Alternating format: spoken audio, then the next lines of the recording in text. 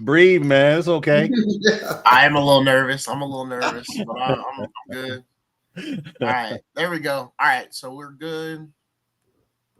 Waiting on Instagram to load up. There we go. All right, We're Instagram's showing good. live. Yep. There we go. Get this pulled on. There we go. Mute that. All right, we're good. I need to check X. We're live on X too, so X is good as well. Okay. X is good as well. All right, we'll let a couple people get in at first, and then we're gonna get going around 11 o'clock. But Darrell, about 4 minutes to go. Darrell, I'm gonna let you give in a couple words. I'm gonna let everybody have a chance to go around and speak. You know, we've talked about getting the live stream part of this thing going for a while. So, but Darrell, you were the main one that wanted to get the live stream stuff going. So, just kind of talk about getting to this point now. Before I do that, though, right? I want to make sure I send my condolences to the Leonard family. This past week, the Indiana Pacers organization lost the matriarch of the Indiana Pacers, Nancy Leonard, the widow of the great Bob Leonard, coach of the Indiana Pacers in the great glory years of the 70s, 3 ABA titles, basketball coaching Hall of Fame, and most wins of any Pacer coach, Bob Leonard. In 1977, they created a charity telethon to save the Pacers in that season before they went to the NBA. So she was a big part of that process. She was also the first assistant GM in professional basketball. Nancy Leonard was a pillar of the community. She was a power of positivity. And at her age of 86 years old, she was still going to Pacer games, sitting behind the bench. So definitely kudos and a lot of respect for Nancy Leonard and the Leonard family. Hopefully this kind of spearheads an opportunity for Nancy Leonard and Bob Leonard to get the first statue for the Indiana Pacers lore. That's what I'm gonna be pressing, and that's what I'm gonna be moving towards the fall and the winter. So kudos to that family, and rest in peace, Nancy Leonard. Gotcha. Yes, of course. Nancy Leonard, she was there at the games as well during the playoff run. So, of course, respect to Nancy Leonard. Rest in peace for her for sure. Darrell, Ramon, I want to get your thoughts, right, about going live for the first time. We'll start talking about college football here in a couple of minutes, but give me your thoughts as we start this first live stream for the GameTime podcast. My thoughts about going live, right? How you feel about it, man? You said September. We subbing everybody in. I'm happy because you cannot edit my brilliance out of it anymore. They get to see me live. That's the whole reason. If anyone's listening right now, world, Isaiah likes to edit my brilliance out of it. That's not true. Now you get to see it live. Cut out some of Ramon's best work. How much smarter I am than Isaiah and God. Now, Mac, gave you a compliment. So we give me and Mac. If you look at the screen, complimented. You gonna diss me? Hold on. Yeah, I'm gonna get all y'all. Me and Mac are at the bottom of the 4, right? Because oh my goodness, I'll swap. We are the foundation, and you two on top. Go ahead and jump on our backs. That's good. There we go. All right. Well, we're gonna get it rolling, but first, I do want to show Pete. We got Mac. Mac got us in the building. He has become a sponsor for the GameTime podcast in the last couple of weeks. You've probably seen the ad reads and stuff like that. Mac, if you can, just kind of talk about why you chose to partner up with the GameTime podcast real quick, and then we'll get into college football. What happened yesterday. Okay. Well, I've known Darrell for several years. It's probably since the late 90s at least. He became a professional partner of mine and came to State Farm Insurance, and we hit it off well. And I knew at that time that was one of the first dudes I ever met that could probably sit down and talk sports for an hour, and then you end up talking business for about 15 minutes, so and then Darrell would leave and go, hey, I forgot to ask you about this or that. Oh yeah, okay. But no, this is a great thing. I mean, to look back and say that you're here from there is fantastic. I'm proud of you guys of the vision that you have. You got to have a vision before you can do anything. And I'm sure it was an opportunity that you looked at, you saw the people doing it, and you probably said, you know what, I can do this too. It's a life endeavor. So, you know what, follow your passion, do what you enjoy. And I think you guys really enjoy this is the main thing. You talk about it. It's just not work for you, but you're not doing it for financial strength, but you're doing it for personal growth and just being who you are and sharing your wisdom to the rest of the community. And that's great. I'm thrilled to be a part of it. Awesome. Well, it's great to have you, Matt. We are going to get into it, folks. If you see the QR code at the top, if you're watching on Instagram or X, if you scan that QR code, it will take you to YouTube.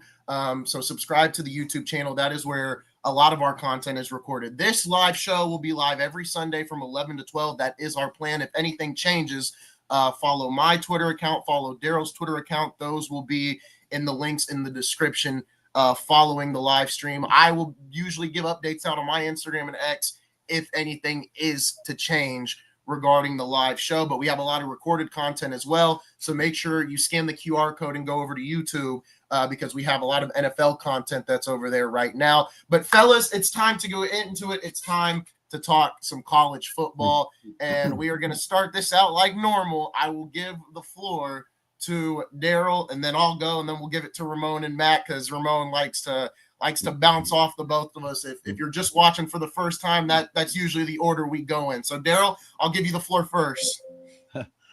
Best Saturday college football weekend ever. It started off on Friday night with Florida State getting beat by Virginia. The Virginia crowd storms the field, and it ends, late yesterday with the University of Colorado giving up a lead late in the game and taking a loss at the end of the night.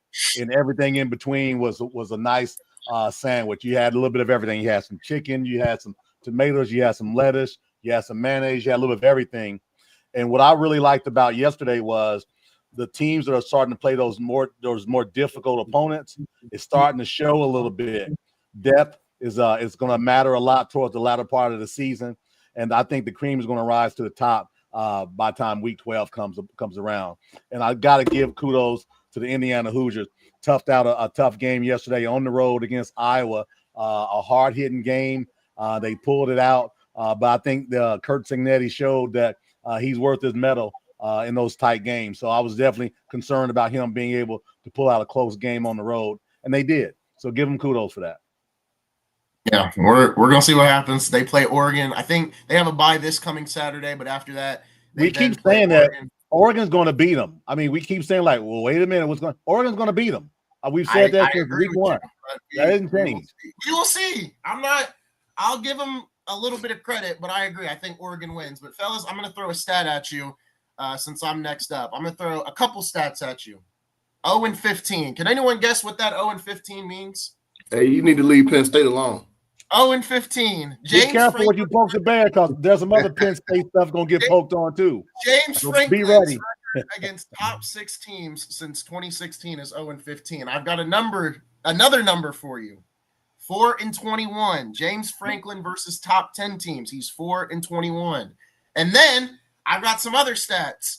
He's 1-15 versus top 5 opponents, 4-21 versus top 10 opponents, 15-30 versus top 25 opponents, and 4-17 versus Michigan and Ohio State combined. For Penn State, and I said it last week, Darrell, I think you said it. For Penn State, this was a big game because it was, can they win the big one? Can they beat Penn State? And when we got after that first overtime, when Penn State got that first drive, I did overreact a bit. I'm like, oh my gosh, Penn State may win this game. And then they got them to 4th and 1. I said, oh my goodness, Penn State may actually win this game. And then, Oregon got the first score on overtime. And I'm thinking to myself, all right, fresh start here for Penn State. Let's see what happens. And they throw an interception, and the game is over just like that. I thought they would have at least interception. Drew Aller threw the interception. Okay. I thought they would have maybe ran the football, but they chose to pass it. It wasn't the best read from Drew Aller, and it ends the game just like that. It's going to be an interesting next couple of weeks because now I think when you look at the Big Ten, Ohio State, I don't see them losing a game in the near future right now. But when we look at Okay. But when you look at it, I think, it's Penn State, Oregon, IU. They're all fighting to be that second team in the conference title. We'll see what happens between IU and Oregon. Obviously, IU and Penn State have to play again, but it really would have helped in IU's favor if Penn State could have won that game, because it would have gave Oregon a loss. Let's assume Oregon would have lost to Indiana, and then whatever happens with Indiana and Penn State. The Big Ten only gets more interesting now from this point. And once again, we're going to see, like I said last week, is IU going to be the best of the best, or are they going to be the best of the bad or the best of the mediocre? We're going to find out in 2 weeks when they take on Oregon. Ramon, I'll give you the floor.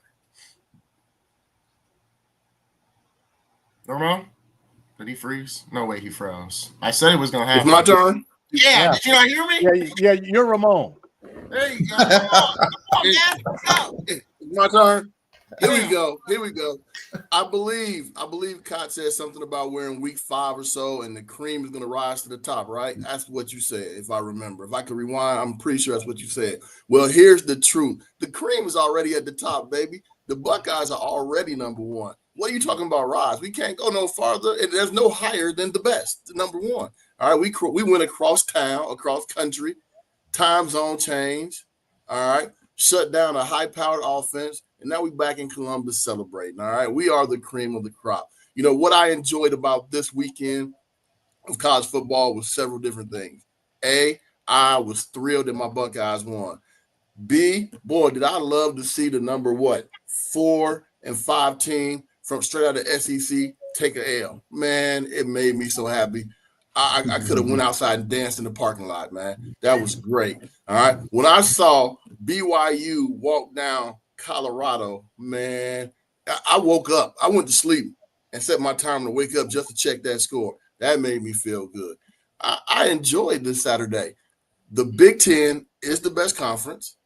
All right. Period. I don't care what you say over there, Cott. We are the best. Ohio State is the best. Penn State and James Franklin, you know what? We're going to harp on him not winning the big games, all right? But he's getting to the big games. He's getting his team up there. And if Penn State decide to move on from him, all right, he's going to go somewhere. He's going to do the same thing. Now, do I think that he's a championship caliber coach? I don't know. Record says no, all right? But his team is always there. They're going to crack that. They're going to break that ceiling sooner or later. All right, it was a great, great game against Oregon. Some great plays in the second half and in the overtime, the double overtime. And I would be at fault if I didn't mention this. Man, Oregon got a guy on their team, number 5 from Indianapolis, Indiana, cornerback Theron Johnson, played at North Central, played in the mid-conference. I gotta give him love. Gotta give him love. I think he had 3 tackles, 2 solos, played for me when I was coaching at North Central. Man, Theron, good job, baby. I wanted Penn State to win so people can get off James Franklin, the black man. But you know what? I celebrate the victory for Oregon because they got a homegrown kid on the team. Okay. Matt, what are your overall thoughts about yesterday? Well, no one's beating Ohio State. Okay, first of all, that ain't happening. They're clearly the best team that I've seen play so far. I would say that Penn State has a problem with just not winning big games, but there must be a preparation thing. And in sports, what happens at some point is you start believing the narrative where you actually it gets in your head that more that can we win this game or how are we going to lose this game? And I think that's the position that Penn State is in. They're a good football team. There's no doubt about that. James Franklin is a good coach.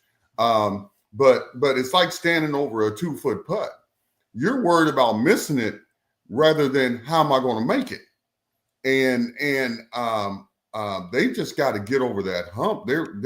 I think they're eventually probably they don't want to move on from him, but I think they're going to probably have to. I mean, I think they're going to get fan participation and this and that. But do you get someone better than James Franklin? I don't think so. I'm watching. I don't even talk about that team in Bloomington. I don't mention them. They can pound. It's personal. It's yeah. Why let the a viewers know though. Why specifically? Why Boiler up. I played for legendary coach Gene Cady from 82 to 86. Had to guard Steve Alford, all those guys, the crazy fans down there. So it's personal for me. I like the guys that played there. I just don't like them. Okay. So, but I'll tell you this, IU is going to lose 3 games. Okay. I don't know what 3, but I know 2. Okay. So that 3rd game, I think, is the game that I don't know which one. Somebody's going to catch them, and it could have been yesterday. They should have been caught yesterday. That's a game they should have lost. I mean, they're losing to Penn State and Oregon, and somebody else is going to catch them. And I think that it's going to be a numbers game that keeps them out of the tournament. They're probably a deserving team. I think that I would personally take Alabama over IU right now. I would take Notre Dame over IU. I disagree. There's a lot of teams that are a better playoff matchup team than I think IU is, and I think with them having 2 or 3 losses, the numbers are going to not hold in their favor because a lot of teams are going to beat each other. As we get to the end of the year, that's going to happen. So just like Todd said, yesterday was probably the best football day, no doubt about it. I think you're going to start seeing where you can start having some separation because you got to get away from the cupcake games, and now you got to play within conference. You're going to take an L, you're going to take a W. Then they're going to start looking at the teams that you played. Yeah, how are they faring? So you take a team like IU who blew out Illinois, and now Illinois beats USC. Okay, now all these losses and win are going to mean something based upon who you played and who you lost to. So I think it's going to be an exciting finish, and it's I agree with all of you as far as your takes, though. Yeah, I'll say yeah. I want to go back to the Notre Dame IU. Oh, go ahead. No, I was just going to say, I'm going to say this for Mac, right? There's only 2 players in my life I've ever liked to play at Purdue. One is Matt Gaddis, and the other is Troy Lewis. So I give him his love, and I understand the bias, right? We've always had that little bit of fight. But to Mac's point, though, the teams are just going to eat each other alive, right? You can't. I wouldn't be surprised if Penn State takes another loss, or maybe Indiana maybe beats Penn State, but to Mac's point, loses to someone else. Just as long as it's not Purdue. That's the whole key behind that. Yeah. But no, good point all around. The exceptional play yesterday, talented players, and I've said before, best thing happened. Transfer portal and NIL for these matchups to be more balanced, and each week after week, you just don't know what's going to happen. Yeah. No, I agree with you. Go ahead, Ramon. I just took a look at the video of that interception by Penn State threw, and Mac was completely right with the mindset, how am I going to lose this game? If he had pocket time, he had time in the pocket, it was a clean pocket. If he holds the ball a half a second to a second, that tight end clears the safeties, and that's a touchdown because the receiver ran off the cornerback, and the cornerback did a man turn, so his back was to the sideline. That's a touchdown. If he holds it 1 to 2 more seconds. Explain that, hey Ramon. Explain that again. What you just said. I like that. I don't understand that. You're a football guy, but explain that to me when I'm watching the game and what I saw there. His mindset. So they're in the formation. They got a receiver, a tight end as the wing position, and a running back on a play side. Okay. The receiver. Well, they had 2 receivers. They had a slot and an outside receiver. They sent one receiver in motion, I believe. If I'm remembering it right. I'm going to replay it and talk everybody through. Yep, they sent a receiver in motion, an outside receiver in motion. So that bumped the corner over to what the slot guy was. Okay. The slot guy ran a 9 route, so he went vertical. The corner had an inside man turn, so his butt was to the sideline. There's a safety and a high safety over top of there. All right, looks like a cover 2 type shell, so maybe it was a cover 2 man. The underneath guy was the kid that transferred from Purdue. He jumped the tight end real early. He's the one, he undercut him. And he's the one that picked it off. There was a high safety over, but he took a flat release. The pocket's clean. 15 got a clean pocket. If he holds the ball one more second, he clears that safety, and you may have a touchdown. Okay. Gotcha. So it was just it was. Appreciate that. Yeah. It was just I threw the ball too quick. I saw him open in a gap, but that gap, that window that he saw him open, that was like fool's gold. Like, yeah, you want, I can get to this. I got a 40-inch vertical. I can get up on this one. I showed him something and took it away. If he holds it just a little bit longer, this may be a different ball game. And that goes back to what Max said, the mindset. You know, if I'm a winner, or I'm used to winning, or I'm used to thinking I can win every game, I hold it to the last minute, then boom, fire it. But now I'm used to losing. The first opportunity I see that I could possibly win it, which is not the right opportunity, I'm letting it go. Yeah, no doubt. I want to go back what Max said about IU and Notre Dame, right? There was a heated debate on this podcast literally last week. I saw that. Yep. About this discussion. And it goes back to what Ramon said over and over again when Darrell and Ramon were going at it. We don't know what the future holds, and the future showed us a glimpse literally Saturday. USC loses to Illinois, and USC does play Notre Dame. That was the last ranked team on Notre Dame's schedule the rest of the year.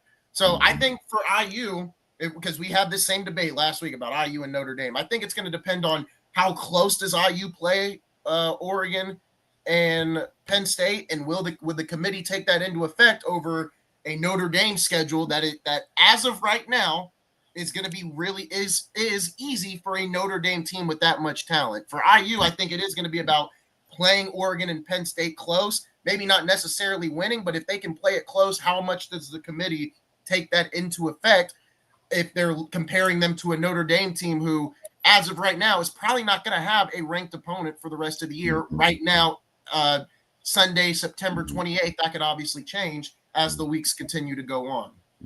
Now, wouldn't you say Florida State getting beat opens up another spot probably? Well, Notre Dame's not in the – but as far as overall numbers, because now the ACC is probably only going to get one team.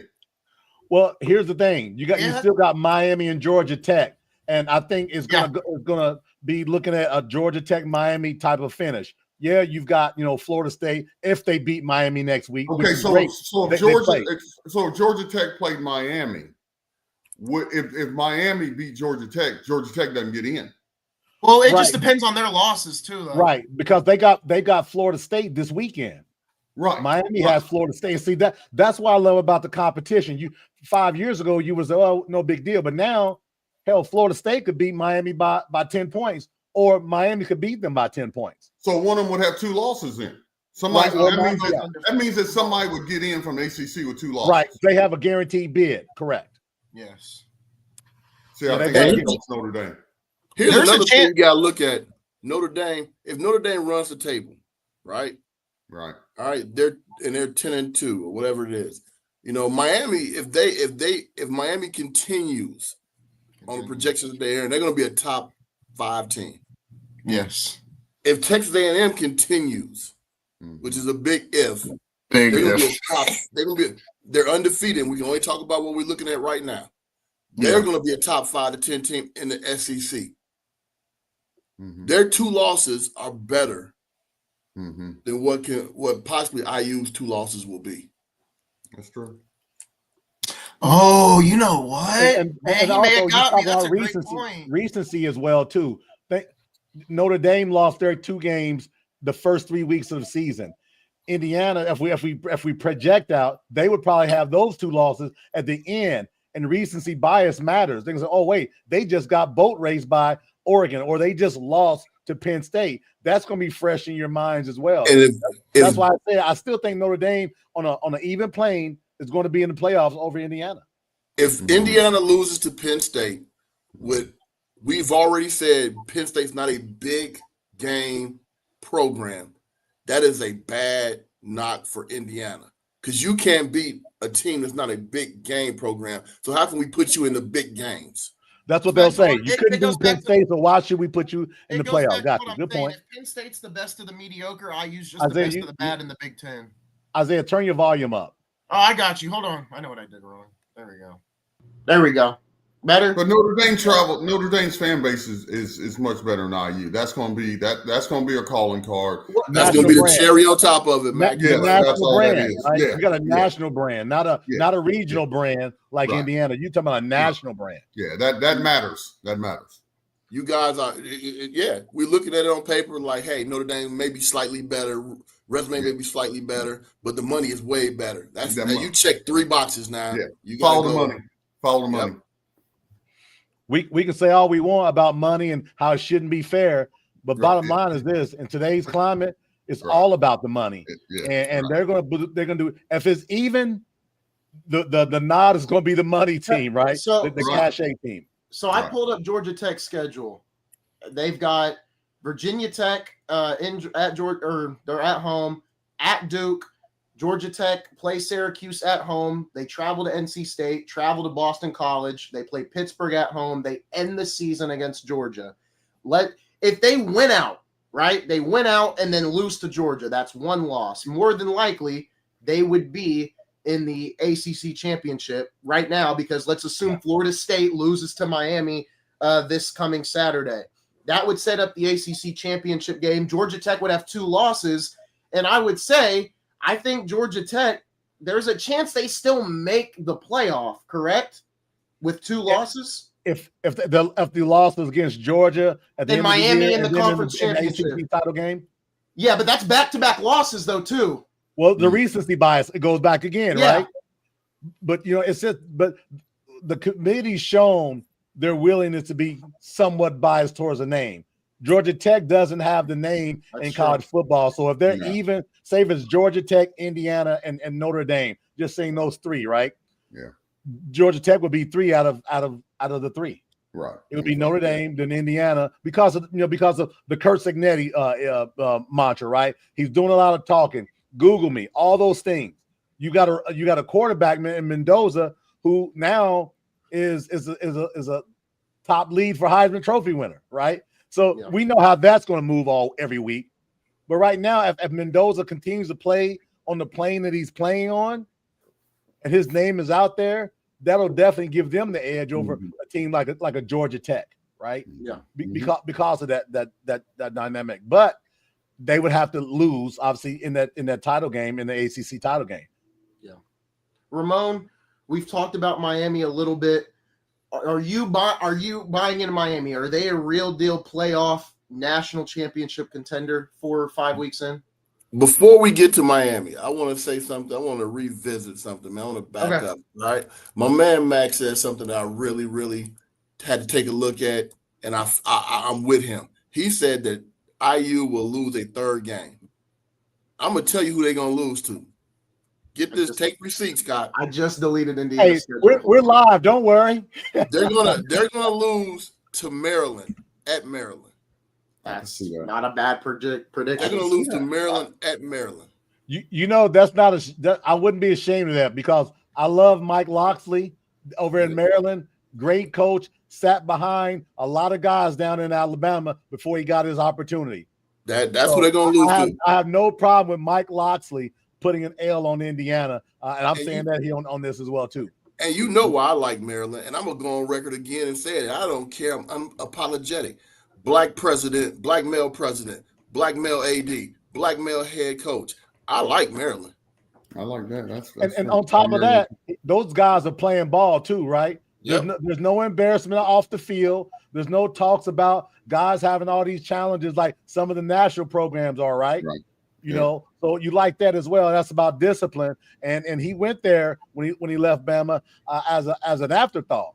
Yeah, I think this is year 6 for Mike, and I think he's steadying the ship. Maryland's never been a powerhouse as well, but he's brought a lot of respectability to the University of Maryland from a football perspective. Yeah, great point. Now, from asking the question about Miami, the Hurricanes, I'm gonna tell you, I like how they play off. I like their offense. I like how they play defense. I like all 3 phases. I've still got a question about their head coach winning big games, winning playoff games. Miami? Yes, Miami. Okay. I know. I'm Coach Cristobal. I'm on the fence with him. I don't know if he's there yet. You know, he could be. He may be. He's got to prove it though. We talk about a James Franklin. I got to put him in the same type of bucket. Yes. Did Notre Dame give you any confidence in them though? though? The game 2 years ago, Ramon, with handing the ball off. Is that what you're thinking about? Yeah, exactly. Like, what kind of move was that? Did the Notre Dame give you confidence a little bit though in Miami? No. No. No, you got to do it consistently, man. You got to do it over and over and I'm over. just curious. Again. Just curious. Just wanted to. I think it would have been a bigger win, Isaiah, if it was end of the season. I think that a lot of teams in the beginning of the season are still figuring themselves out. I think that win, if Miami wins that Notre Dame game towards the end of the season, it's a bigger win on the resume and for the coach and for the status of the program. Yeah. No, that's fair. That's fair. All right, let's talk about the conference we haven't talked about yet, the SEC. We have been talking about the SEC a lot, and it started. We talked about this conference was probably going to eat itself alive here, and now it's really gotten to that standpoint because you got A&M who's undefeated, you got Ole Miss who's undefeated. I think Oklahoma's undefeated as well. But the big dogs, right? Georgia, 1 loss. Bama, 1 loss. Texas, 1 loss. LSU, 1 loss. And LSU. I've been putting them in this conversation, but maybe we take them a step down after this week. I'm curious to see what everyone has to say about LSU after this week as well. But when we look at the SEC as a whole, still a lot of things I think that are unproven. Texas has not played a big-time SEC opponent, although I have their schedule pulled up. They go to Florida. Billy Napier's going to lose his job at some point, so that should be a win. But then they immediately play Oklahoma, but it is in Texas, so we'll see how that game goes. This will really be the calling card though for Oklahoma. We'll see how legit Oklahoma is come that game though. Well, that's the Red River rivalry. That game goes back to the Big Eight. Right? So with that said, the question for Oklahoma is your quarterback going to be back from a broken wrist? Broken hand. I think that's your question, because if he's not, the excuse is going to be, well, we didn't have our quarterback. So as a fan, I want him to be back. I want him to be back and see what happens, so he can go head to head against the young Manning, right? But I still say this. I still say from that game, I think Texas still has an edge because of the talent, right? I think they got more talent. But that doesn't mean come week 8 or 9 that it's going to bear itself out, right? For me, I like the fact that you've still got a lot of fight in the SEC. You got LSU, like you said, 1 loss, but no one's talking about Vandy. Vandy is undefeated. They laid 55 points this past weekend, and guess who they've got coming up? The same team they beat last year to shut their mouths, and that's Alabama. The only difference is they're in T-Town this week. Yeah. That's the difference. Vandy will probably be maybe a 3-point or less underdog on the road Tuscaloosa, and it wouldn't surprise me. Vandy it seems like they're real. We'll find out. I said seems like. We'll find out this week. Yeah. They've had a couple of cupcakes as well. They had a couple of cupcakes. Well, everybody had a couple of cupcakes. My point being is they got a box of cupcakes, man. As the weeks go on, the cream rises and the blank sinks to the bottom. And we'll find out this coming week, just like this week, how things shake out. And I'm going to be right in front of my TV doing the exact same thing I did this week and watching, seeing what's going on, because I can't wait to see what happens. For all our viewers who are nationally out there, who are not locally in Indianapolis, there's this bakery called Long's Bakery. Great donuts, right? All right, pastries. Mwah, right? Where's that? Let me tell you. Vandy has played a box delivered from Long's Bakery, a bunch of pastries, right? Charleston Southern, Virginia Tech, South Carolina with the quarterback out, right? Georgia State and Utah State. They should be 5-0. Yeah. They didn't play Michael Jackson. They played Tito. Right. Yeah. They played Randy. But you said last week is where you at right now. I mean, but no one's talking about them today. But we know they're not legit. Well, hold on. How we Miss Cleo now? So now this week we're Miss Cleo. Last week when I said that we couldn't be Miss Cleo. We're not.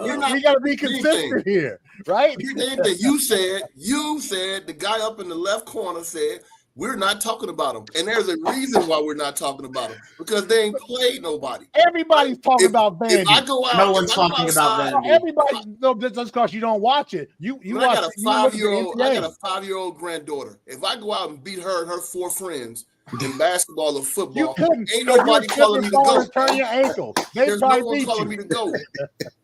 You are one hamstring pull away from losing. You know that. Stop it, man. Stop the madness, man. I'm not the SEC. Stop it, man. We're not talking about Vandy. I don't care about the SEC, but I'm just talking about players in the play. I like what Vandy's doing. Vandy has been a doormat. I like what they're doing too. Vandy's been a doormat for the last 30 years. They got great academics. They had a good year last year, and it's a stepping stone for this year. Don't be surprised if that game in T-Town is a lot closer than people think. Man, well, if it's that close, I was gonna say Kalen DeBoer. He made the donors put their money away yesterday, but if he loses to Vandy, that donor money not going anywhere. I don't care what you say, or he's not going anywhere.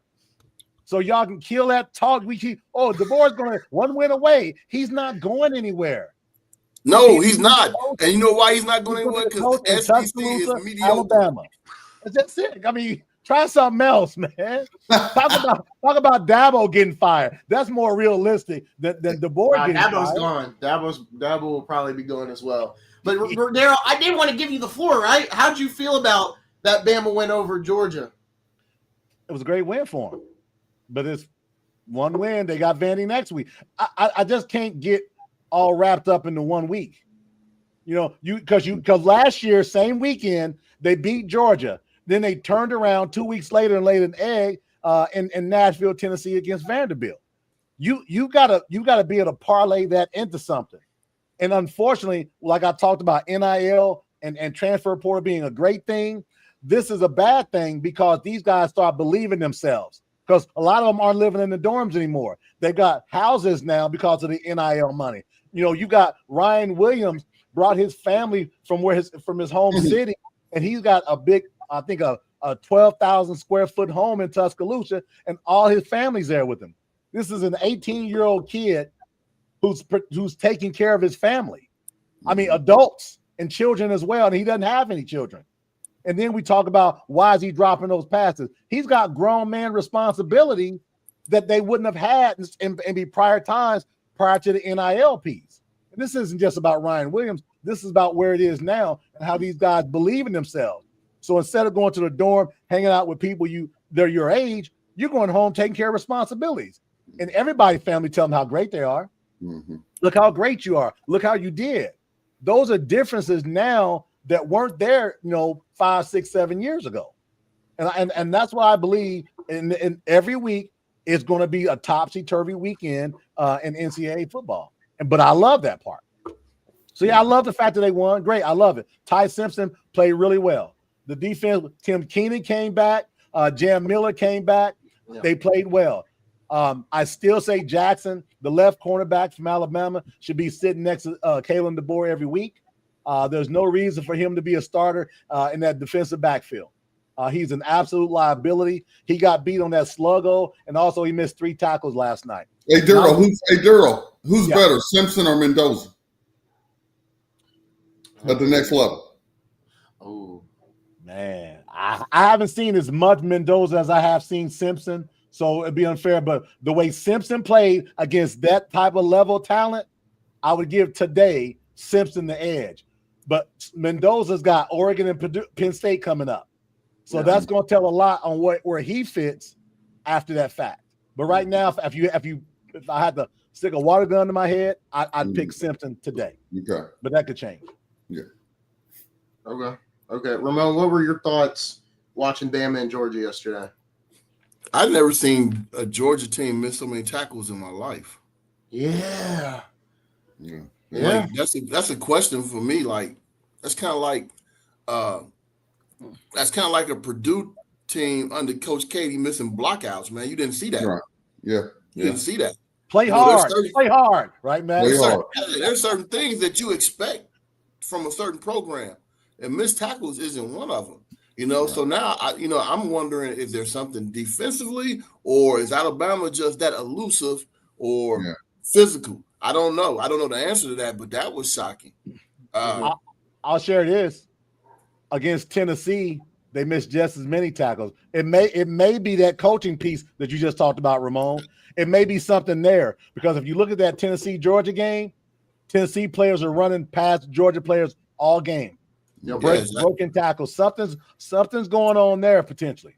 Yep. And if that's the case, if there is a definitely a problem with tackling, they're in trouble.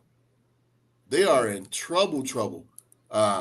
So, we talking about Alabama coaches and stuff like that, man. Kirby may be on the way down too if he keep doing stuff like that. Now, they're not gonna get rid of him, but the narrative may change. His challenge is off the field, right? Because he's had those players with many problems off the field. And then if you can't beat Bama, and then you go another year without maybe making it to the playoffs or winning a game in the playoffs, I'm not saying, to your point, Ramon, I don't say they're going to get rid of him, but he's going to start hearing whispers. I'll tell you that. Right. He's lucky. The next 4 games he has Kentucky, Auburn, Ole Miss, and Florida. So in that 4, he's going to look Georgia's going to look really good. They're going to look good, right? Then they got Mississippi State, Texas. Where are they at? Where are they at? Are they at Mississippi State? It's at Mississippi State. That could be tough. I mean, look at Tennessee had a close one. Tennessee had a close game yesterday too. Oh, Mississippi State had them beat. They had them beat, man. If you look at the totality of the schedule, it's gonna wash out and they're gonna look good. Yeah. They're gonna look good. So it's gonna be kind of masked a little bit. Right. But they got a tackling issue. Mm-hmm. Yeah. And everyone knows, because we all play ball on some level or not, that schedule could mask sometimes some of the bad things that we do. Like, we just catch a point where people can't exploit our weaknesses, and now it makes us look a little bit better. Yeah. You talk about discipline. One more on Georgia. I don't want to pile on Georgia. So at the end of the game last night, Bama had a 4th and 1. Did a quarterback sneak. I can't remember the player's name, but he was number 1 for Georgia as a defensive back. Play was over. The guy jumps about 8 feet from the pile, dives on the pile, targets. They didn't call a target against Bernard, him against Bernard, but they called it unsportsmanlike. Got Bama the first down, and they went down and finished the game off. That's discipline. That's discipline. You wouldn't see that for a Nick Saban coach team. You don't see that against the coach in Ohio State. You don't see that against a lot of high-end coaches. But for some reason, Kirby Smart and his players find a way to do dumb stuff at the wrong time. That was a defensive back? Yeah, number 1. Yeah. Was it 1 or 5? Because when they called the penalty, I thought the ref said 5. It could have been 5, but I know after the game, who you're talking about. I know Kirby grabbed him after the game, was like, kept pepping him up. Nah, man, you don't. What are you doing? You trying to be a hero. 5 is an inside linebacker, junior. So it would have been number 1 then. It was number 1 then. Number 1 is a redshirt freshman from New Haven, Connecticut, went to IMG Academy. Yeah, I think it was 1. I could be wrong, but it was an obvious play. It was well after the play. Yeah. And they said, why are you jumping on the pile? And they didn't even call targeting on him. And you know what's crazy? I'm sorry, my bad. No, you're good. No, we're just spitballing. You know what's crazy? What I saw last night, and at the end, like, being a coach, I look at some things sometimes that other people don't. I watch handshakes at the end of the game. I watched the kids' interactions at the end of the game for multiple games. I saw more kids taunting fans and other players than I've ever seen in my life. I'm like, man, you won the game, man. Mm-hmm. All the shushing and waving and pointing and laughing and talking crazy, because you could see the emotion out of their face. Like, man, leave that alone, man. Now, I understand the here to the fans, man, because the greats have done it. But do it and stop. Don't prolong it. Don't keep antagonizing it. But that's a culture. But Ron, that's a cultural thing. Yes, it is. Your coach. It's just like I said about a kid. If I want to know about a kid, I'll follow him home. I can find out more about him because his parents are just like him. So the player, the coach is building a culture of antagonizing all of this. He's not stopping this during practice. He's not stopping it when they're walking around. He's not stopping it when they're at the hotel. He's not stopping it on the bus, on the plane. It's all these things that these kids are doing that nobody is saying stop doing it. So sooner or later, it just carries on to the field. And I think now coaches are afraid to really discipline kids because of them leaving. I just think that they're in the culture now that I've got to be a friend of this kid or he's going to leave me. You know, before when you had to sit out a year, that was a deterrent to leave. And you couldn't go in conference because then you had to sit out and you lost a whole year. So now if you just leave, it's just like leaving a girl and going to another girl. You just no big deal.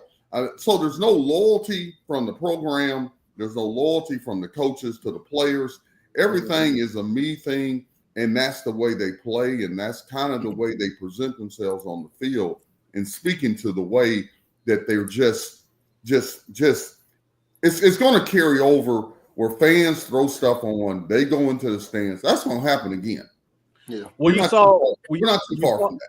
You saw Virginia and Florida State, right? They stormed the crowd. The fan purposely runs on the field, seeks out the quarterback for Florida State, gets in front of him, cell phone in hand, gives him the middle finger salute, and he went viral. Right?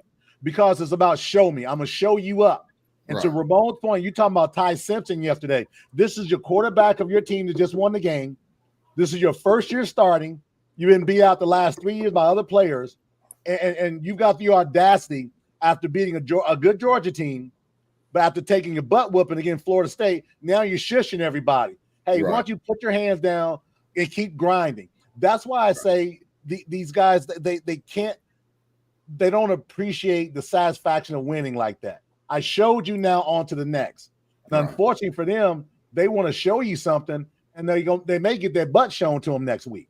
Right. You know, and you got those recruits there too, right? So Georgia had, I think, 25 recruits there last night, right? Mm-hmm. They bring in recruits to watch the game. Players are going over to the recruits saying, "Hey, you still want to go to Georgia? Why don't you come to T-Town?"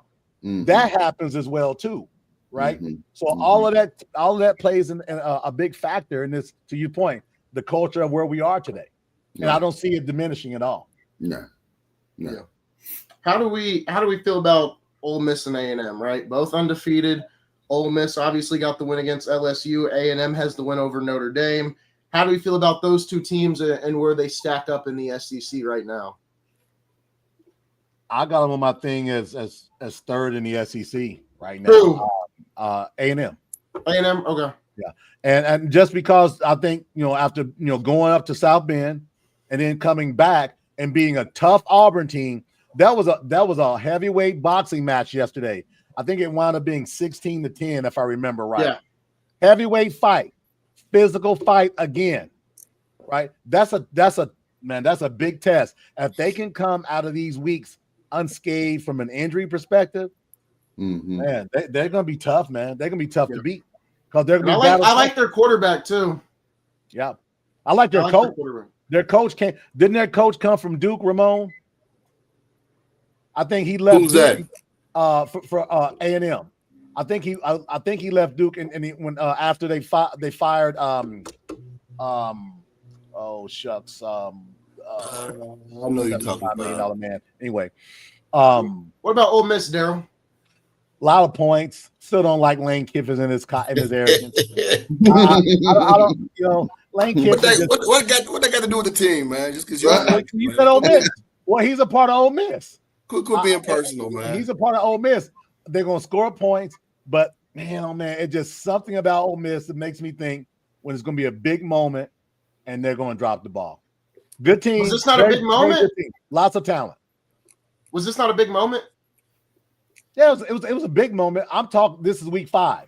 Yeah, they got about 4 more big weeks coming up, right? So who's your top 3? Who's your top 4 SEC teams? Top 4. Top 4. I got them written down here. I got Georgia, I got Bama, I've got Ole Miss, and I've got Texas. Wow, that's incredible. In no particular But wait, order. you just said A&M is. I said, didn't I say A&M? You said Ole Miss. Oh, I'm sorry. Oh, A&M. I apologize. I apologize. I was like, wait a minute. What's shocking to me, fellas, is this man was talking all that Vandy stuff a few minutes ago, and ain't got him in the top 4. Well, because we should be talking about Vandy. We should be talking about Vandy. That's what you said. Yes, we are talking about Vandy, but I didn't say that they win the SEC title game. I gave you a chance to talk about Vandy. I laid it out there. I gave you the no-look Magic Johnson pass, dog. I like what Vandy. I'm a McTryhard liker. I like McTryhards. Let me try this again. Who's your top 10 SEC fans? Maybe Vandy will get in now. Vandy's in there. I don't need your abuse. Hey, look, I don't need your abuse. I don't need you to be taunting me today. Today is a good day for me. Yeah. Bama got the win. Darrell, this is live, man. People need to know. People need to know how dysfunctional our relationship is, man. So we need to put it out there. There's no function in our relationship. It's not function. Ramon, I want to get your thoughts, and then obviously Mac, I want to get your thoughts as well. Ole Miss and A&M, where do you see them right now in the SEC? I see a log jam in the SEC, and I don't know where it's going. So you got Ole Miss. You got Texas A&M, who looks pretty good. They look really good right now. You got Alabama and Georgia, who's shown that they look good, but show they got some chinks in the armor. I'm worried about Georgia because of their tackling issues. If you can't tackle in football, you got a chance to lose every game. So I think Ole Miss and Texas A&M is up there. Missouri hasn't looked bad. Even though I don't see them as a championship team, if Alabama and Georgia still has chinks in their armor, Missouri could make some challenges there. They could pop a Georgia if Georgia can't tackle. So I think that there's a log jam at the top with about 5 teams. Yeah, I think, and then the biggest question mark is Vandy. The biggest question mark is Vandy. When you really put it all together and you put the serious teams in the equation, I think Texas is still the biggest question mark out of all the teams we're naming because we just don't know yet, right? They played Ohio State in week 1. They've had a couple weeks to get right, figure some things out, and then they'll have that big game against I'm not gonna say Florida. They have an interesting game against Florida. I'm not gonna say a big game. They have an interesting game against Florida. And then they play Oklahoma. We're really going to see now what Texas is going to look like now that there will be some type of competition in front of them come Saturday against Florida. We'll see. Obviously, they should win the game, but it's competition nonetheless. It's SEC competition. Texas is still the biggest question mark because they could be the best team in the conference or they aren't the best team in the conference. There isn't an undisputed best team in the SEC right now. It's a multi-horse race, right? LSU lost to Ole Miss, but I think they're still in the conversation. As much as my heart tells me Tennessee is not a serious contender, I am starting to buy them a little bit with the close game against Georgia. Obviously, Mississippi State gave them a close game. Me and Darrell both thought that would be a close game, so I'm still willing to say they have my attention. And then obviously, I think the other team right now is Oklahoma as well, but it does depend on Mateer's health as well. I think it's going to be a very interesting couple of weeks for the SEC. Ramon, I'll let you finish, and then I also want to hear what Mac has to say as well. Here's my question. At the beginning of the podcast, you threw out some numbers, some James Franklin numbers about what he's done against the top 10. And then just a few minutes ago, you talked about Texas being a wild card. I just Googled, and they gave me some information. Steve Stark has a career record since September, or as of September 25th. September 2025 of 4-14 against top 10 teams. Why hasn't he talked about like James Franklin? All right, because he can't beat top 10 teams either. Why is he? Well, when he loses, that stat will probably get put on social media. So it should already be. We shouldn't even be talking about him right now. We're saying that we need to see what Texas done, but we've seen what he's done. He can't win big games. We've seen that Arch Manning is not ready right now to win those big games. We see the recipe.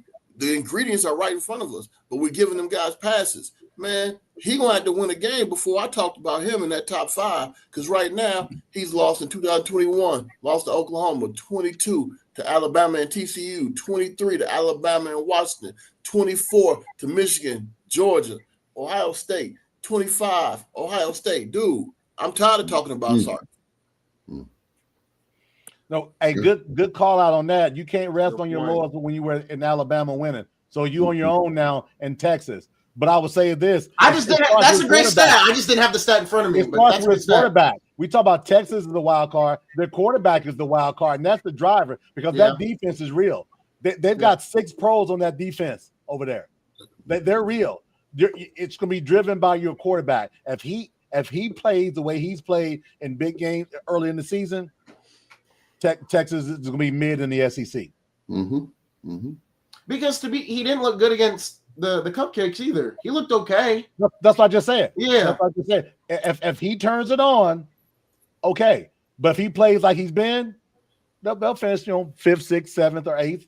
I'm about to start my all Long's Bakery team. People that only play good against cupcakes. You gotta use donuts. I don't even think Arch is on that team. Dude. Where are we going next? We got Matt. We got Matt to give his thoughts on the SEC. Well, I think you're looking at a conference that basically is going to cannibalize himself. There's probably 5 teams right now sitting in SEC that you could say could probably win the SEC. So from week to week, it's fluid.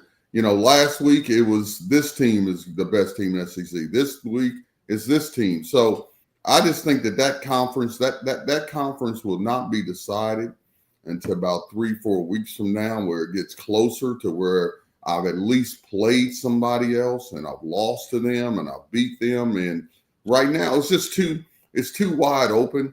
I think SEC, to me, SEC is the better conference from top to bottom. Okay, there's some conferences that are top heavy. I think the Big Ten is top heavy, but I think the SEC from top to bottom, if you took the 6th worst team in the SEC, they probably would finish 3rd in the Big Ten. That's my analysis of how good that conference is.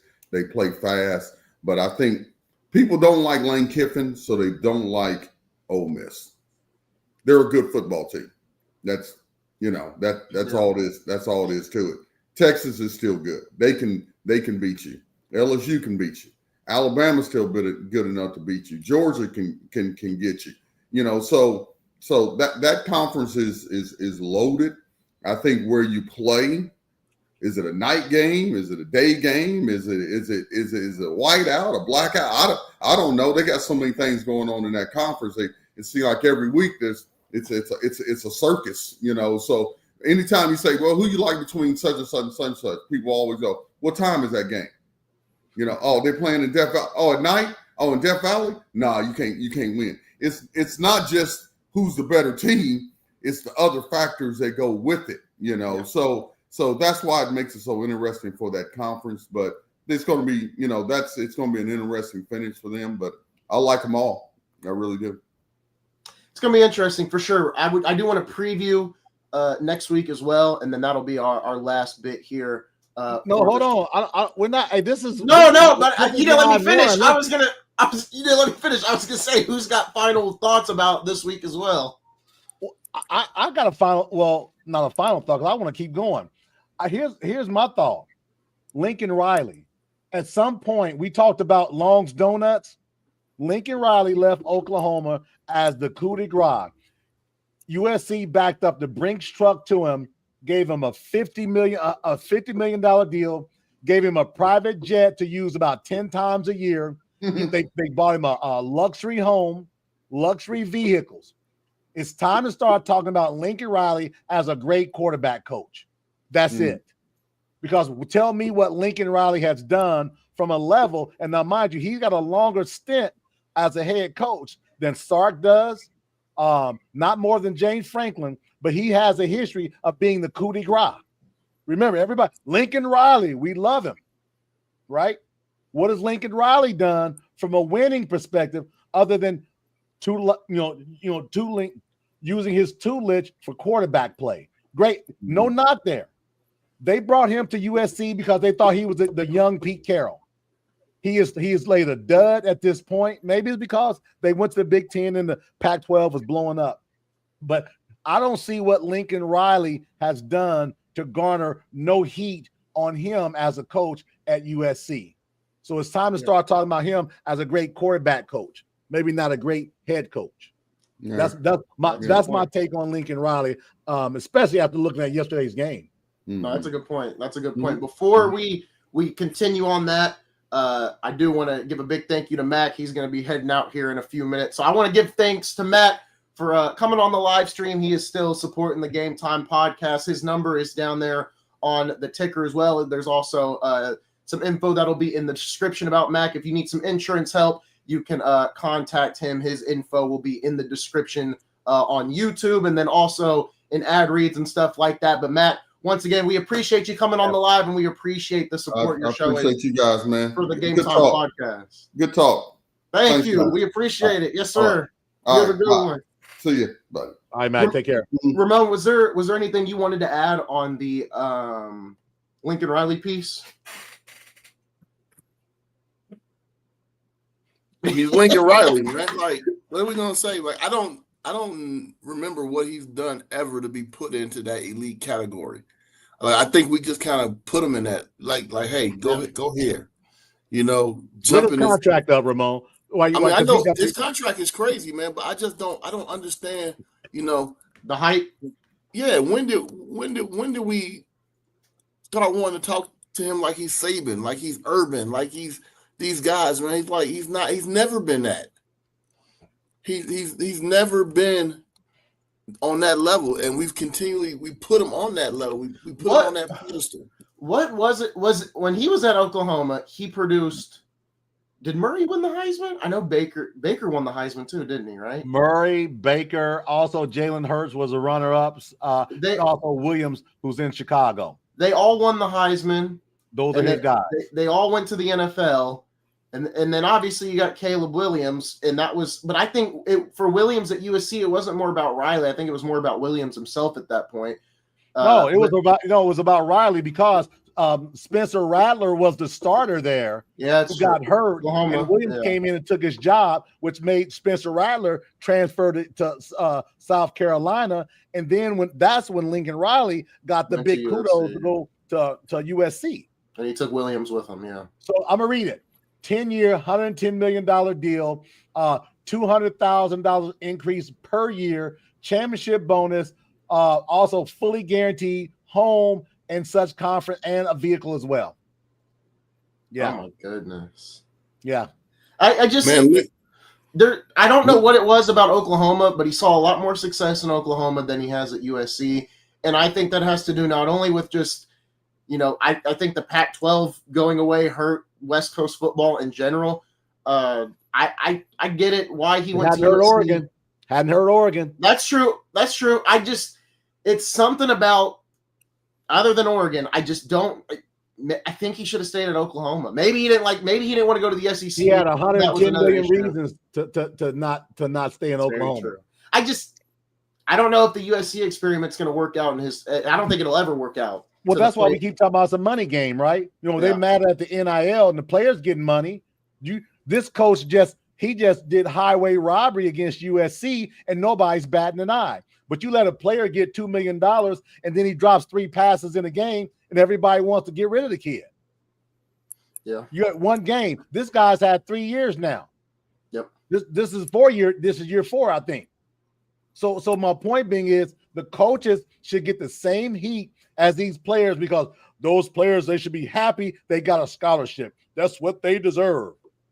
All this money's going around. So where was the money the last 30 years? Going in somebody's pocket, getting fat. The players are putting their bodies on the line. 2% of them will not be NFL players. 2% of them will be NFL players. So what about the rest of them then? So the coaches should take a lot of the heat, very similar to the players. And to Ramon's point, Sark. I've got him in my crosshairs anyway by end of this season. Sark should be getting a look at. Kirby Smart. He started off in Georgia in 2017-18. Gangbusters. Two back-to-back titles. A lot of embarrassing DWIs, and also don't talk about the other things that happened with the other player that plays in Philadelphia. So these guys need to start getting some heat as well, just like the players get heat. Yeah. When you say Sark, are you talking about Sark losing his job? No, I'm getting heat. Oh, okay. I get Getting what heat. you're saying. It starts with getting heat. You know, you don't go from, take a loss, then you get fired. But no, the Ryan Williams got death threats after the Florida State game because of those drops. And then it was talked about in Bama groups. Oh, we're paying you. I think it was about $750,000 or something along those lines. You got this house. You should be catching every ball coming your way. Okay, so give the coach the same heat. This 18-year-old who's taking care of his family received death threats because of a game that they lost. I'm gonna say this, and I'm on my high horse. None of us as fans, none of us as friends of players, have even an ounce of pain or adulation versus the players. The players are a hell of a lot worse feeling than we ever will be as a fan, and their happiness is 10 times happier than ours is. So when they lose, they take it worse than any fan could, because they're the ones going through the week. Ramon knows about that preparation we talked about a few weeks ago. You start off on that Monday. You going, watching film and all those things. Preparation. The game is played on Saturday. You lose that game, you're a fan sitting around drinking beer and watching TV, and you're mad, and you're going to go your keyboard warrior and going to give a death threat to an 18-year-old. My guy Brandon got death threat from a Notre Dame fan because he said they shouldn't have been in the playoffs. Yeah, fact. He says they were 0-2 and they shouldn't have been ranked. Next thing happens the next morning, the guy says, I want you to unalive yourself. Are you kidding me?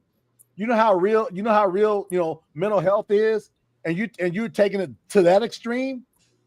That's all I'm saying. We gotta be careful and putting all this priority on winning and losing. The games are there for us to enjoy. Yeah, it's great when your team wins, but your team ain't gonna win every week, every year. But the players still give more than any fan ever have and ever can. That's my soapbox for the day on the coaches versus players and fans being silly. So those are real situations that happen. No, you're not wrong. You're not wrong. You're not wrong. So I'm going back to Lincoln Riley. I'm going back. Get him more. Get him. There you go. 2017, he was 12-2, but he lost in the Rose Bowl. 2018, he was 12-2. He lost in the Orange Bowl. 2019, he was 12-2. He lost in the Peach Bowl. Stop it. He was 2020. He was 9-2. They won in the Cotton Bowl. All right. So at that point, he 1-3 in major bowls, man. He's 1-3. All right. I don't want to hear how great he is, man. How great he is. In 2021, they don't have a bowl game, right? So at Oklahoma, he only won one bowl game, man. One bowl game. That's where you're supposed to make your money. And we put him, and then he gets to USC in 2022. Guess what he does in the Cotton Bowl, y'all? Him lose. I'm back. Mark that L. I'm sure he's a nice guy. I'm sure he's a nice guy. So 1-4 gets you that type of salary. We talk about my man James Franklin. We crucify him, but it's a lot of James. Isaiah really crucifies him. It was a stat that I brought up. Isaiah crucified James Franklin and didn't say one word about a pedestrian quarterback who was 14-25, 137 yards, and a crucial interception at the end of the game. He didn't say one word about his guy, Drew Aller, future #1 pick in the NFL. Never called him. I never said. I think he would. #1 pick. No, I said first round pick. First round pick? I said first round pick. Yeah. That means he's #1 for somebody. There's a difference between first round and #1 overall. There's a huge overall discrepancy. You did. There's a huge discrepancy. I said #1 pick. Yeah, #1 pick. You're making it sound like #1 overall pick. So Lincoln round pick. Talk about that 14-25 for 137. That's Lincoln not Riley good, is- but he'll probably still be first round. Lincoln Riley is 5-8 against top 10 teams. What was that again, Ramon? I didn't hear you. 5-8. Wow. 5 Who and was 8. that? Lincoln? Lincoln Riley. Yep. Man, he's getting about $4 million a win right now. That's crazy. pretty good. That's a lot of money, though. That's a lot of money. Lot of money. We're gonna give you all this money to lose big games. We didn't practice this. Ramon and I didn't practice this, by the way. Yeah, all the Like- Lincoln. I didn't honestly. I didn't expect you guys to go in about Lincoln Riley, but No it one makes does. sense. It makes 'Cause sense. no one It makes does. sense. It Because makes no sense. one does. Yeah. He's in the biggest market on the West Coast, west of the second. Mississippi. He's in the Yeah. biggest. Hold on, he's in the biggest market. Everybody talked about the LA market. That's why they went to the Big Ten. We need those eyes. Yeah. Dan Lanning's not worried about that. Remember what Dan Lanning said 2 years ago? They're looking for clicks. We want wins. So it's Yeah. about substance, not Dan about how Lanning. good you are. People don't like Dan Lanning. I love Dan Lanning. I do. I love him to death. Yeah. Yeah. Dan Lanning record against top 10 teams is 13-3. Get that man love and get Yeah. that man money. Yeah. Yeah. Believe me, he's getting a lot of Nike money. I promise you, Dan Lanning is not going to be in these soup lines anytime soon. Oregon's getting Oregon's good. They get new jerseys every year. Oregon's good. I Every want to do you guys have any final thoughts about this week before we go into a preview? Let for me look at next my week? notes real quick. I think we covered a whole lot of good. Did I talk about Vandy yet? Yeah, I did, didn't I? Yeah. You Stop talked about it. Andy, all right. Yeah, you talked Stop about it. Andy. Oh, listen, no one's talking about Michigan. Be careful. It's still Michigan. I'm not a Michigan fan. Roll the Listen, I'm not credits, a- man. Roll the listen, credits. listen, No, I'm not a- no, hold on. I'm not a Roll the Michigan credits, fan. man. But we've talked about the top three. We talked about Oregon. We talked about Penn State. We talked about Ohio State. And then we said Indiana's that next tier, right? Potentially, right? I've just learned over the last couple of years not to sleep on Michigan. Even though the cheater is in San Diego now, I'm not sleeping on Michigan. I'm not sleeping on them. I've got my side eye watching them. Okay. Just saying. Fair That's enough. all I'm saying. Fair enough.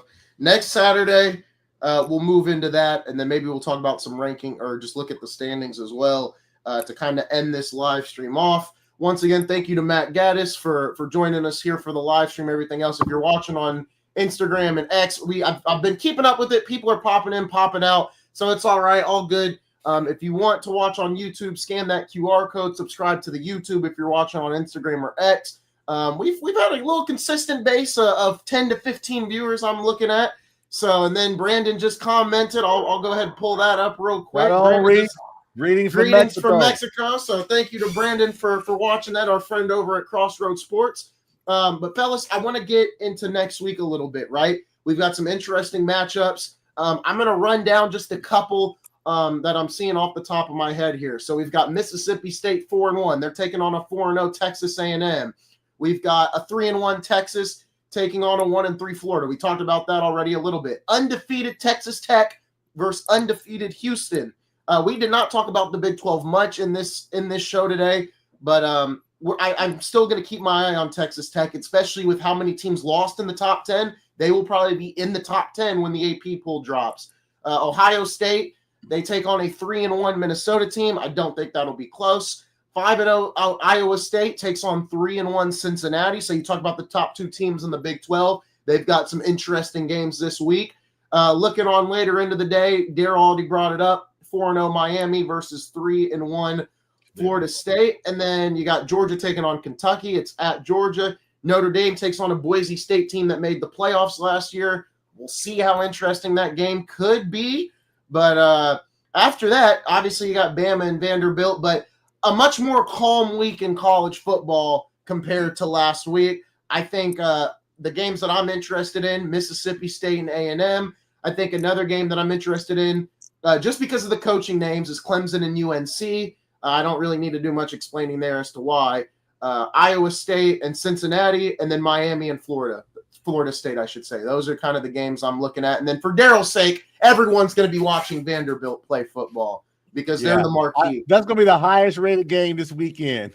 I believe you for sure. I believe you for sure. What are you guys expecting next week? What are some just give me your overall thoughts for next week after, as Darrell put it, the most eventful weekend in college football, which, you know what, for me, it was a great weekend. So I don't disagree with you. The two you said for me, Florida State and Miami, that's going to be good. And then I think who'd you say Florida plays this week? Texas. Talent-wise, right? Not record-wise, but talent-wise, it's going to be interesting because does DJ Lagway be the best quarterback on the field for both teams as he was against LSU? But I think that the top game for me would be Miami and Florida State this week, to be quite honest. Yeah. Ramon? I think Iowa State Cincinnati is going to be interesting. I agree. That's going to be interesting. Iowa State, if they beat Cincinnati, Cincinnati's 3-1. They're going to jump real close to that top 10 team. That top 10. They're at 14 right now. Iowa State and Texas Tech could probably move into the top 10 this week alone, just off all the losses, right? Yeah, maybe. Maybe. I think Texas Tech will. Iowa State, maybe. Georgia ain't going to fall too far because it was Bama. That's true. They're not going to fall. They dropped to 9 or something like that. They're not going to fall too far. Does Indiana move up? No. What were they? They were like 21, right? 20 or 21? Oh, they were higher. Indiana. Like 11 or 12. They'll probably stay static. They'll stay status, yeah. Penn State's not going to drop too far because that was Oregon in double overtime. That's not going to be – they're not going to drop too far. Hard hitting game, too. Yeah, that Vandy Alabama game is going to be important because we're going to see if Vandy's really a contender or if they're still like a academic school. Oregon will move up a lot. Oregon may jump. I'm going to tell you. Weren't they 6? Wasn't Oregon 6? The teams ahead of them are Georgia, who lost, LSU, who lost, and Penn State, who lost. So they'll be 3. Yeah, they'll be 3. Or unless they put them above Miami as well. Miami's 2. Idle. Miami's maybe. 2. They were on the road. They went on the road. They may get to 2. They may get 2. So, but I tell you what's going to be an interesting game. All right, Boise State, Notre Dame, big game. Big game. From what perspective? Notre Dame. Boise State's 3-1. They have a habit of knocking people off. Historically, knocking off big programs. Notre Dame's 2-2. If they can beat this 3-1 team, we talked about their defense. It's gonna put them up there. You now, if they get knocked off, if Boise State knock them off, which they can, now you dig the grave for Notre Dame. Listen, I would love that to happen. I just don't know that it will. There's a certain person I would have a real field day with all day Saturday if Notre Dame loses the boy. You know who I'm talking about. Yeah, I already know. I can't see it happening, man. I think Boise State is on their way down. I can't see it happen either, but Boise State surprises us all the time out of nowhere. Yes. All right. Do we say Texas A&M, Mississippi State?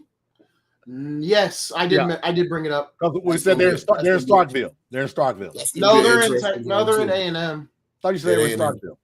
No, then I may have misspoke. No, they're in Texas. Okay, they're in Texas. In that case, I'm definitely taking A&M then. In that case, it's probably a night game too. For some reason, A&M gets a lot of night games. Is it a night game? It is. 7:30 start time. That's gonna be rough for Mississippi State. Yeah, that's gonna be rough. Ramon, I want to get your thoughts on Texas Tech and Iowa State. I mean, right now, I would assume that's the Big 12 championship game. If both teams are undefeated and then one of them loses, do you still see both of them getting in? I see possibility depending on how the SEC and the Big Ten shake up. Yeah. And definitely the ACC, how they scramble out. So I think it's one of those things we got to wait and see. But I do think that there's a better chance if Texas Tech is undefeated and Iowa State's undefeated and Texas Tech beats Iowa State. I can see Iowa State getting in. I don't know if I can see Texas Tech getting in, losing. but they got more money. Texas Tech's just going to continue. Texas Tech is just going to continue to build over year. I think they're going to be a powerhouse, and then somebody's going to come calling to poach them out of the Big 12. We continue to roll like this. We like Iowa State's. And when I say we, the nation, they like Iowa State's head coach. He ain't going nowhere. He said, "This is my spot." And that's why you want to put him in. You want to get him in. He's like, I'm staying here. I built this. I love this. So like Ferentz in Iowa, like Kirk Ferentz, same thing. Yep. I've seen Iowa State a couple times. I've seen him a couple times at Glacier clinics and other clinics and Nike clinics. And I'm like, I like the dude. I like his staff. Yeah. You know, so I can see him getting a nod if they lose. But shoot. And they got some other guys in that conference that you got to watch out for. Yeah. You know, you got to watch out for Arizona State. You know, got to watch out for BYU. You know, I would say this: Texas Tech. Don't be surprised if the Big 18 come calling. That would be a nice feather in their cap to get a Texas school with that type of money because you've got the markets covered. The Big 18. It's just the Big 10, man. Quit playing, man. Quit playing with my. But wait, what are these? Well, they're already in the Big. I said the Big 8. No, they're in the Big 12. I said the Big 18. He's making Texas a joke, Tech? Man. Big 10. No, I said don't be surprised if the Big 18 comes calling to Texas Tech. Okay, yeah, just say the Big 10 because that threw me off. What? They're the Big 18. So they got the West Coast market. They got California, Los Angeles. They got New York with Rutgers. Right? Yeah. They've got Chicago area with Illinois and the Purdue area and all that stuff like that. It would be great. Geographics doesn't matter at this point anyway. Yeah. So I wouldn't be surprised if the money's there that the Big 18 would come calling to get Texas Tech. Why not? Yeah, there's two teams that I could see the Big 10 wanting. We're talking about viewership and geographical things like that. Texas Tech and Georgia Tech. Yeah. Those two teams, now you're in every market. You covered all the country's covered. Yep. So they're already in. Because I already think we're this conference the conferences that we see right now will change in a matter of they need to change the names. They need to conference 1, conference 2, conference 3, conference 4. They're going to change in a matter of years because I think. I mean, it's been talked about already so much by just media. Like Florida State and Clemson are probably going to go to the SEC at some point in time. And, you know, I think would you say what three big conferences, 3 super conferences, pretty much? Yeah, I can see them mimicking the NFL, SEC and Big 10, AC. I can see it being going divisions. Then going divisions. Yep. I could see it being 3 because you got the Big 10, the SEC, and then the Big 12. That's just where you throw everybody else because that's kind of what it looks like right now. The Big 12 just kind of has a conglomerate of teams at this point. So I just Googled Georgia Tech joining the Big 10, and there's been conversation, and people have brought it up about the Big 10 having access to the Atlanta media market. Yeah, but what about this? How about a flip this way? What if the Big 18 and the SEC could get rid of teams that they've inherited? The Big 18 would say Rutgers and Nebraska will see you later. If they could bring in Clemson and say maybe Georgia Tech or Texas Tech. We need Rutgers. Or UCLA.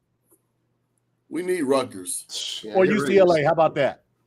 We probably don't need UCLA, but UCLA and Nebraska would get the boot first. Northwestern. They're original. They're not going anywhere. They're original. I guess. The things you inherited, right? That's what I'm saying. Yeah. So when they brought when they brought in Nebraska, they thought they were getting Tom Osborne's Nebraska Cornhuskers, right? They didn't realize they were getting this, right? Yeah. So that would be fun to see over the next couple of years because money's going to talk, and just like Mac had talked about, follow money. Yep. Money's going to talk. So Texas Tech, there's been some talk about them going into the Big 10. There's been a big push for Texas Tech to join the Association of American Universities, getting a membership with those guys, and that is a requirement by the Big 10. and they've been pushing to get involved or get membership. I think Texas Tech should continue to build the next 2 to 3 years. I mean, I think they should wait. I don't think they should do it now because I think that'll just either put you in a straight line where you're not a contender, you're just here for like a lot.